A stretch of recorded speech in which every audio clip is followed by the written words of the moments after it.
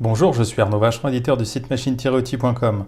Vincent Gillet, président de BIM, société qui a intégré cette année Adobe, le joint venture entre FIV et Michelin, nous présente la machine Modulo 250 et nous explique comment la fabrication additive peut être complémentaire de l'usinage avec l'exemple d'une pièce en cours de qualification pour l'Airbus A350. Je suis Vincent Gillet, la société BIM, et je voulais vous présenter les deux points principaux qui font notre actualité aujourd'hui.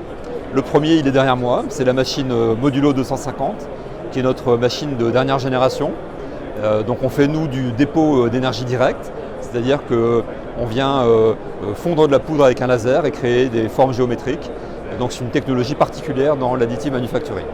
La 250, c'est une petite machine destinée à des écoles, à des labos, à des universités et à des centres de recherche.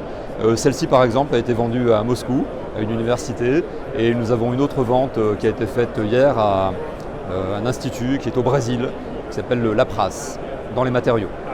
Alors l'autre point du salon pour nous, c'est une étape importante dans l'industrialisation de la fabrication additive, c'est un partenariat qu'on a avec PFW.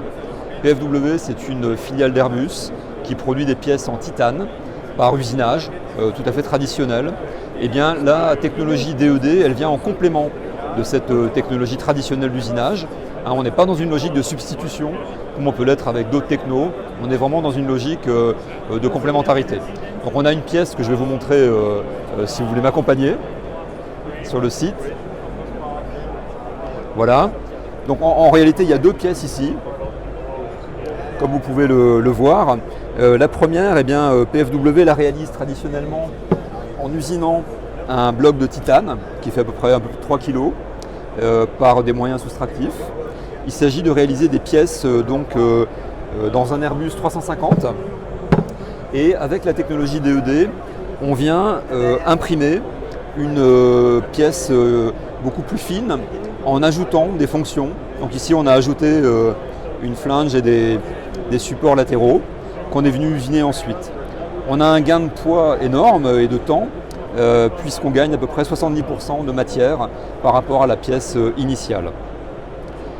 PFW, c'est un acteur important de l'industrie aéronautique qui a la capacité de qualifier des pièces qu'ils designent eux-mêmes.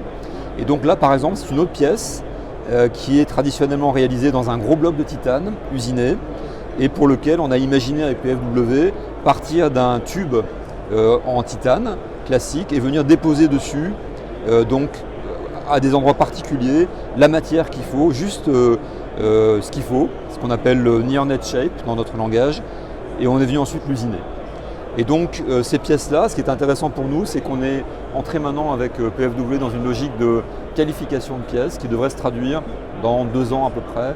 Le processus est long, mais il faut être patient dans la fabrication additive par des pièces qui voleront sur des 350.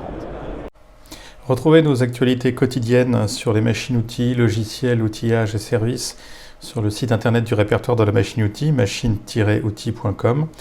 Et n'hésitez pas à me contacter directement sur LinkedIn. À très bientôt.